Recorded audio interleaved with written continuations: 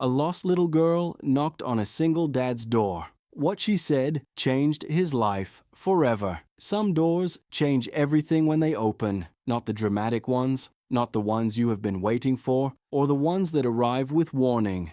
The ones that change everything are usually the ordinary ones, the doors you open without thinking. On a Tuesday night in March when you are tired from a long day and the dinner dishes are still in the sink and you are not prepared for anything except the next hour before bed. He opened his door, and on the other side was a little girl.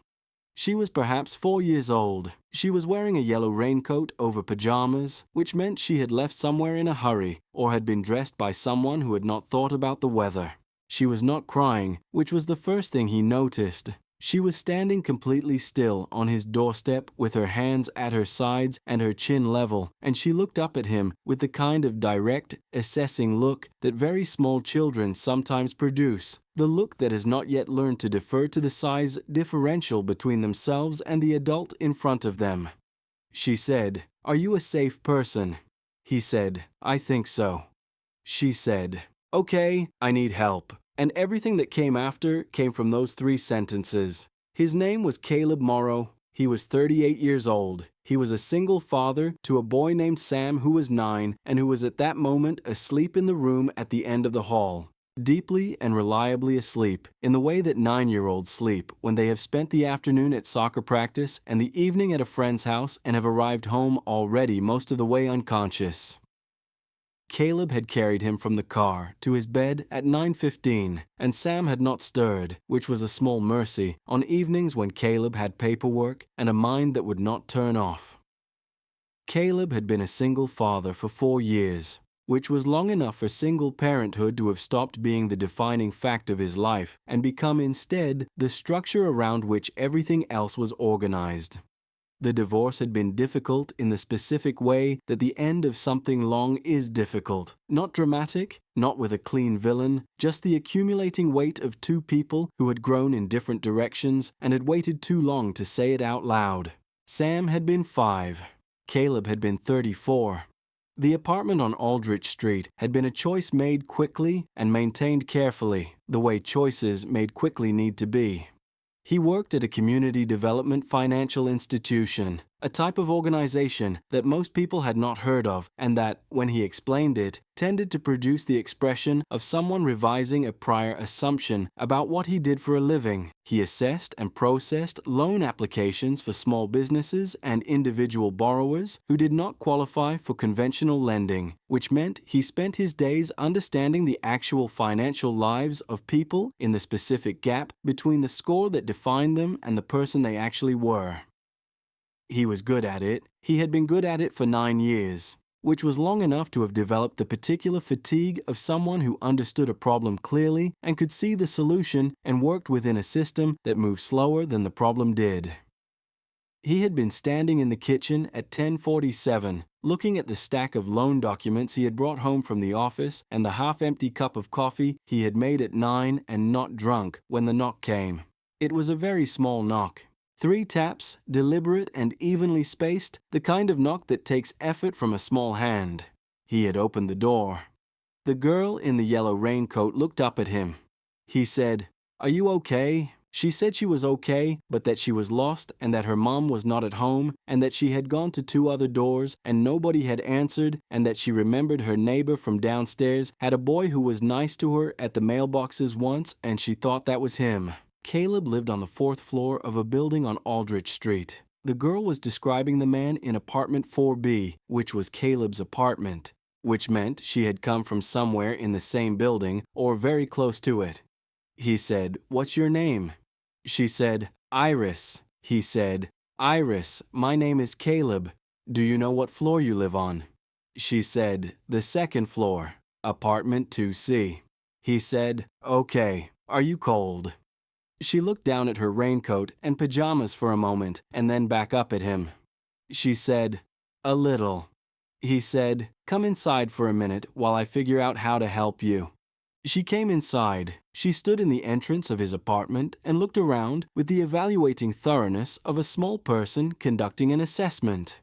She looked at the coats on the hooks by the door, and the shoes on the mat, and the stack of papers on the kitchen table, and the half-empty coffee cup, and the hallway leading to the bedrooms. She looked at the apartment with the systematic thoroughness of a small person who had decided to understand her surroundings before deciding what to do about them. She looked at the calendar on the refrigerator with Sam's soccer schedule marked in blue. She looked at the framed photograph on the bookshelf. Caleb and Sam at the beach, Sam with a bucket, both squinting into the sun. She looked at the stack of papers on the kitchen table with the same evaluating attention she had applied to everything else, as if paperwork were simply another data point in the assessment. Then she looked back at him. She said, "You have a boy." He said, "How did she know?" She pointed at the soccer cleats on the mat. He said that was correct. She said, "How old?" He said 9. She said, "I'm 4.5. The half is important." He said he would remember that. He got her a glass of water and a blanket, and she sat on the couch with both and looked at him while he tried the number for apartment 2C. There was no answer. He tried twice. Then he went downstairs himself and knocked on 2C, and there was no answer there either, and the door was locked. He came back upstairs. Iris was still on the couch with the blanket pulled around her shoulders. She had not touched the water. He sat down in the chair across from her. He looked at Iris on the couch with the blanket pulled around her shoulders and the glass of water in her hands, and he thought about what it had taken for a 4.5-year-old to get to this point. She had waited alone in an apartment. She had decided that waiting was no longer sufficient. She had put on her raincoat, the practical choice, he noted, not just the first thing she found, and she had knocked on 2 doors that didn't answer, and then on his. She had not cried. She had not panicked. She had asked the right question before she committed to trusting him. He thought that was a significant amount of self-possession for someone who was not yet 5. He also thought about what it meant that she had been taught to look for it, to look for the person who opened the door all the way. Someone had prepared her for this. Someone had understood that the world required navigation and that the earlier a person learned to navigate it, the better. He said, "Can you tell me anything about where your mom might have gone?" She thought about this. She said she was on the phone. She was talking to someone, and she sounded worried, and then she said she had to go, and she told me to stay and lock the door, and she would be back fast. He said, "Did she tell you who she was talking to?" She said, "No, but she put her coat on fast." He said, "And then you left?" Iris looked at him with the patient expression of someone correcting a minor misunderstanding. She said, "I waited a long time. Then I got scared. So I put on my raincoat and I went to find a safe person." Caleb looked at her. He was 38 years old, and he had been a single father for 4 years, and he had learned certain things about children in that time, specifically about the things they said that revealed more than they knew they were revealing. What Iris had just said, that she had waited a long time and then gone to find a safe person, told him something about her that he did not yet have the full context to understand, but that he filed away with the attention of someone who understood that context would arrive. He said, "You did exactly the right thing." She said, "I know." He called the building superintendent. The superintendent had an emergency contact number for apartment 2C, which he was reluctant to share, and which Caleb convinced him to call on the basis that a 4-year-old child was currently sitting on his couch at 11 o'clock at night and that this constituted an emergency regardless of building policy. The superintendent called the number and called Caleb back 4 minutes later. He said the contact was a sister and that the resident of 2C was at a hospital across town and that the sister was on her way to the building now and would be there within 30 minutes.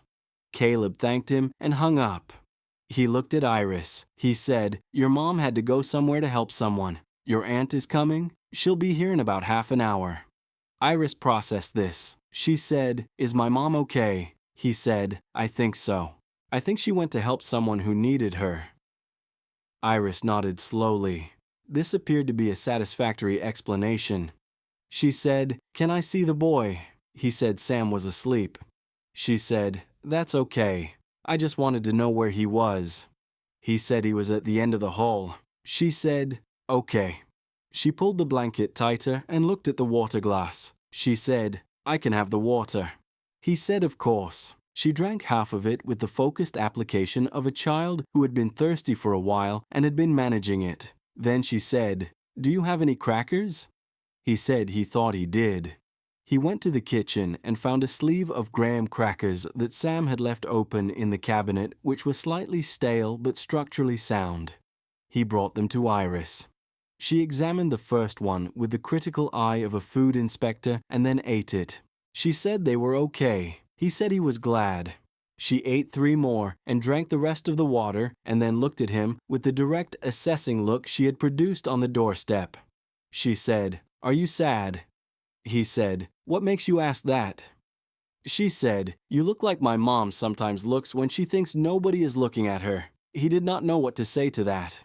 He looked at the coffee cup on the kitchen table and the stack of loan documents and the apartment that was quiet in the way. Apartments are quiet when the person in them has been alone in the significant way for long enough that the quiet has become part of the furniture. He said, "Maybe a little, but I'm okay." She said, "My mom says okay means you're managing." He said, "Your mom sounds like she knows things." She said, "She knows a lot of things. She taught me how to find a safe person." He said, "How did she teach you that?"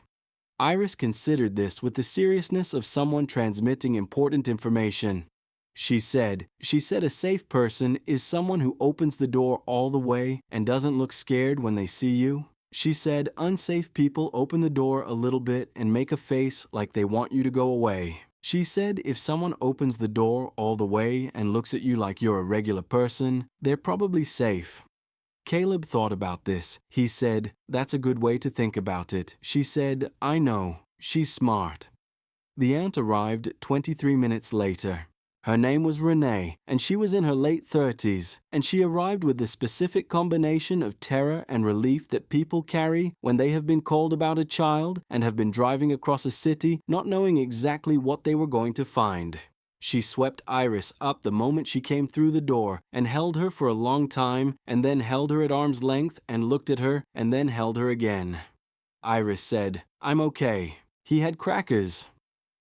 Renee looked at Caleb over Iris's head with the expression of a person who has run out of words for what they are feeling and has decided that eye contact will have to do. He said it was no problem at all. She said she didn't know how to thank him. He said Iris had done all the hard work. He said she was an exceptionally competent 4.5-year-old. Iris said, "I know." Renee laughed, which was the kind of laugh that comes out of the place where relief and love meet, and she thanked Caleb again and carried Iris toward the door. At the door, Iris turned and looked at him. She said, "I'll tell my mom about you." He said he would like that. She said, "She's going to want to say thank you." He said there was nothing to thank him for. Iris gave him the look she had given him on the doorstep, the one that had not yet learned to defer. She said, "There is," and then she was gone. He closed the door. He stood in the entrance for a moment. The apartment was quiet again. The stack of loan documents was on the kitchen table. The coffee was cold. Sam was asleep at the end of the hall. He thought about what Iris had said about her mother. He thought about the look she described, the one her mother wore when she thought nobody was watching. He thought about what it meant that a 4-year-old had learned to identify it. He thought about his own apartment, the way it had felt when he came home to it for the first 3 years after his divorce, the specific quality of quiet that is not peaceful but empty, and the way that quality had changed in small increments over 4 years of building something new out of what remained. He thought that Iris had not been wrong. He thought he was okay in the way that okay meant managing, and that managing, honestly applied, was not nothing. It was, in fact, quite a lot, and it was also not the last word on the subject. He washed the water glass and put the graham crackers back in the cabinet and went to look in on Sam. Sam was still asleep with the absolute commitment of a 9-year-old who had earned it, one arm over his eyes, mouth slightly open, entirely at peace. Caleb stood in the doorway for a moment. He thought that the boy was the evidence that the last 4 years had been worth it. Not the loan documents, not the apartment, not the progress or the management or any of the words he used when people asked how he was doing. Sam, asleep in his room, was the evidence. He went to bed. In the morning, Sam woke up and came to the kitchen and poured his own cereal, a skill he had developed over the last year with the quiet pride of someone who has identified an area of genuine competence. And Caleb made coffee, and they sat at the table together in the easy silence of two people who have been sharing a kitchen long enough not to need to fill every moment with words. Sam said, "Did something happen last night?" Caleb said, "What makes you ask?" Sam said, "The couch blanket is folded differently." He noticed things, Sam. It was a quality that had emerged around age 7 and intensified since, the particular attention of a child who processed the world visually and remembered the specific configuration of objects in a room. Caleb had come to understand it as a form of intelligence rather than a quirk, though it occasionally meant that changes he had hoped would go unremarked did not. He told Sam about Iris. Not all of it, but the relevant facts. A small girl from downstairs had gotten a little lost. She had come to the door. She had been fine. Her aunt had come and collected her. Sam said, "How old?" Caleb said, 4.5. Sam said, "What was her name?" He said, "Iris." Sam considered this for a moment and then returned to his cereal. He had the particular ability to file information and continue, which was a quality Caleb had been trying to cultivate in himself for years with limited success. Then Sam said, without looking up, "Did she seem okay?" Caleb said, "She seemed more okay than most people twice her age." Sam said, "Good." He ate his cereal. He went to bed. 2 days later, a Wednesday afternoon, Caleb was at the kitchen table with Sam when someone knocked at the door. Sam went to answer it because Sam was at an age where answering the door was a preferred activity, and Caleb heard him say, "Oh, hi," and then come back to the kitchen to report that there was a lady at the door. The lady was Elena Voss. She was 35 years old, dark eyes, dark hair pulled back, wearing a gray sweater and dark jeans, and the expression of someone who had prepared what she was going to say and was now delivering it carefully because it mattered to get it right. She had Iris beside her, who was wearing regular clothes now and not pajamas, and who looked at Caleb with the recognition of a returning expedition member. Elena said she was Iris's mother, and that she wanted to thank him properly for what he had done 2 nights ago, and that she had been trying to find the right words since Renee told her what happened, and that the right words were simply thank you, and she meant them completely. Caleb said it was genuinely no trouble, and that Iris had been excellent company. Iris, beside her mother, said, "I told you he was nice." Elena looked at her daughter and then back at Caleb with the expression of a woman who was trying not to smile at something and not quite succeeding. Caleb introduced Sam, who had followed him to the door with the social confidence of a 9-year-old who saw no reason not to be present for this conversation. Sam looked at Iris. Iris looked at Sam. The brief mutual assessment of children who were deciding what to do about each other was conducted and concluded. Sam said, "Do you want to see my soccer stuff?" Iris looked at her mother. Elena said it was fine. Iris followed Sam into the apartment with the focused, purposeful walk of a child who has been offered something and has decided to take it seriously. Elena stood at the door. Caleb said, "Do you want to come in?" She said, "I don't want to impose." He said, "You're not imposing. Sam will talk to Iris for 45 minutes about soccer equipment he's never actually used in a game." Elena came in. They sat at the kitchen table in the particular way that two people sit when they are not sure what the shape of the conversation is going to be but have decided to find out. Caleb made coffee. She took it. They talked about the building, about the neighborhood, about Sam's school, about Iris's preschool, about the things people talk about when they are two single parents, sitting across a kitchen table, learning the basic architecture of another person's life. She told him what had happened that night. Her neighbor, an elderly man named Victor, who lived in 2A, had fallen and could not get up and had managed to call her number from a phone he kept in his pocket for exactly that reason. She had gone because she was the closest person who had ever given him a number to call, and because there was no other option, and because she had told Iris to stay and lock the door, and she had believed that was sufficient for 20 minutes, and she had been wrong. She said the guilt of that had been sitting on her for 2 days. He said she had done the right thing for Victor, and Iris had done the right thing for herself, and that the whole situation was the kind that looked scary in retrospect, but had in fact been handled exactly as well as it could have been by everyone involved, including a 4.5-year-old who had knocked on the right door. Elena looked at him. She said, "She told me what she said to you."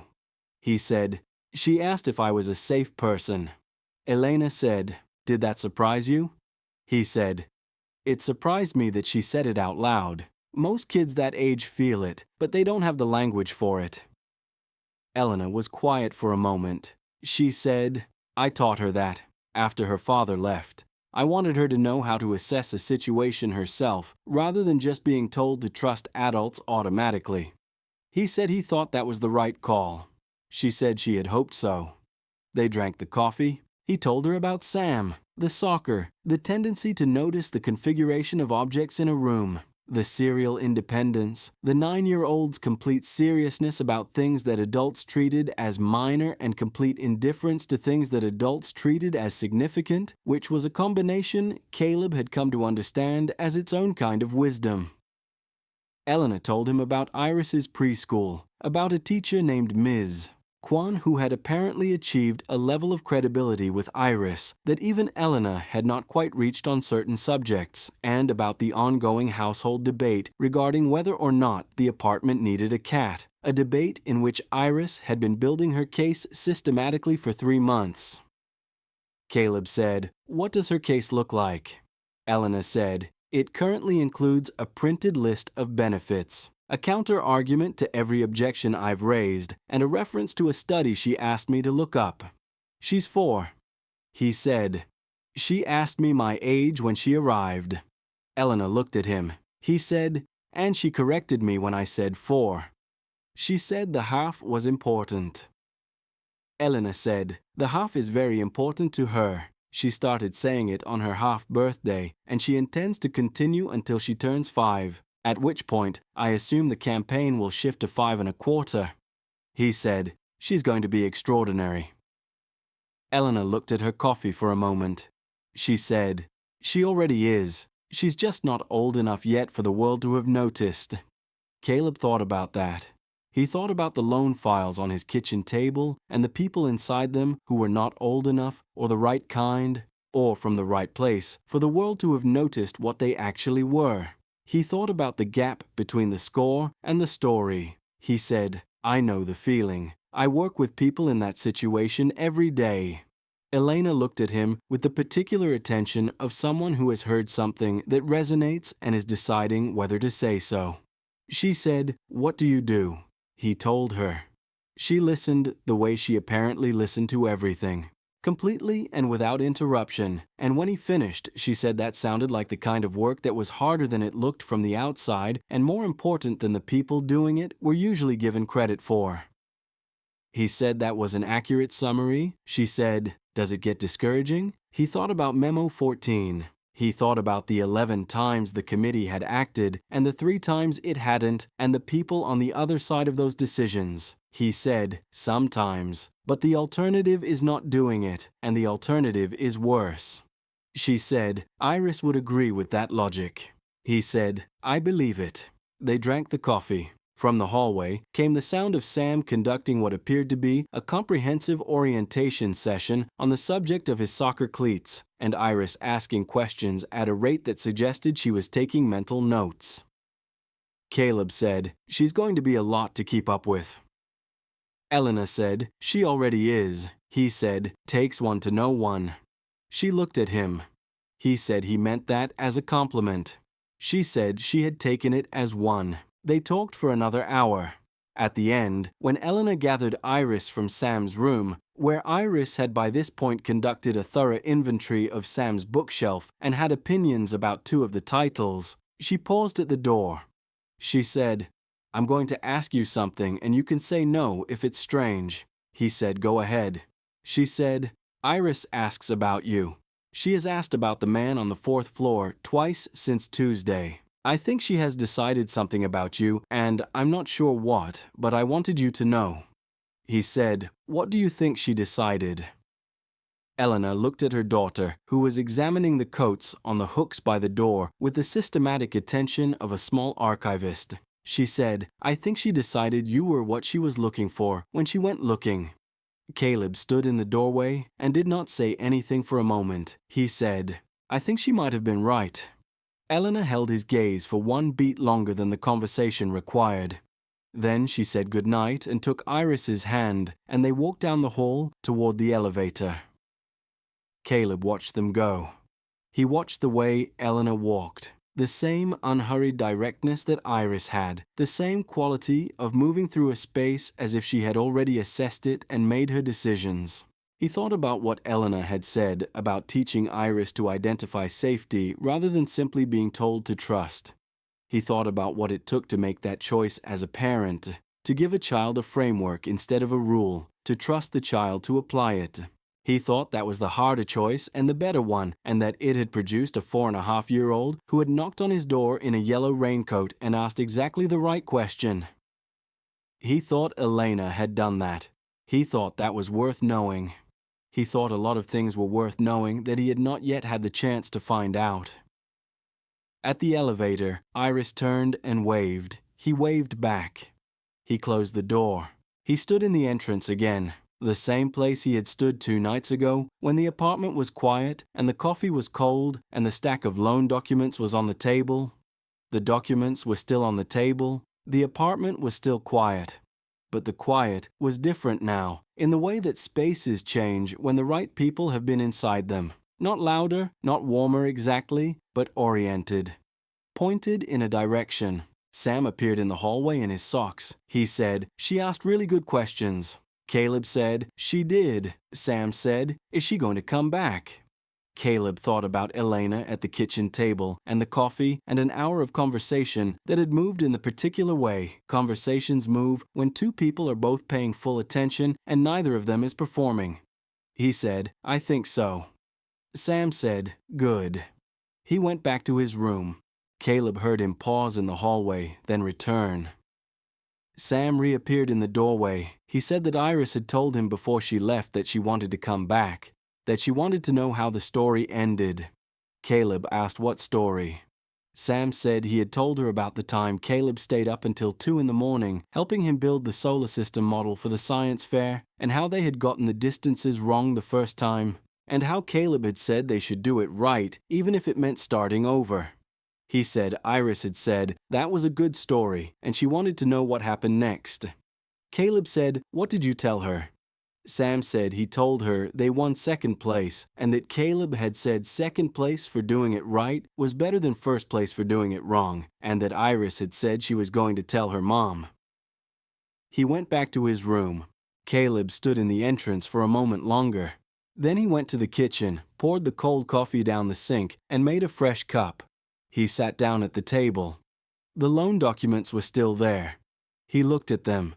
Then he looked at the door. He thought about a 4.5-year-old standing on a doorstep in a yellow raincoat in the rain, asking the right question with the calm certainty of someone who had been taught to know the difference between a door that was opened all the way and a door that was not. He thought, I opened the door all the way. He thought that was, perhaps, the most accurate thing anyone had said about him in a long time. He picked up his pen. He thought about the science fair model and the wrong distances and the decision to start over because right mattered more than fast. He thought about 9 years of loan files and 14 memos and 11 times the committee had acted and 3 times it had not, and about the particular patience required to keep doing work that mattered at the speed the work was allowed to move. He thought about a door opened all the way. He thought that was the only speed that counted, not fast, not convenient, all the way. He went back to work. Both feet on the floor, both hands on the table, and the door already open, the way it had always been open, waiting, without knowing it, for exactly the right knock.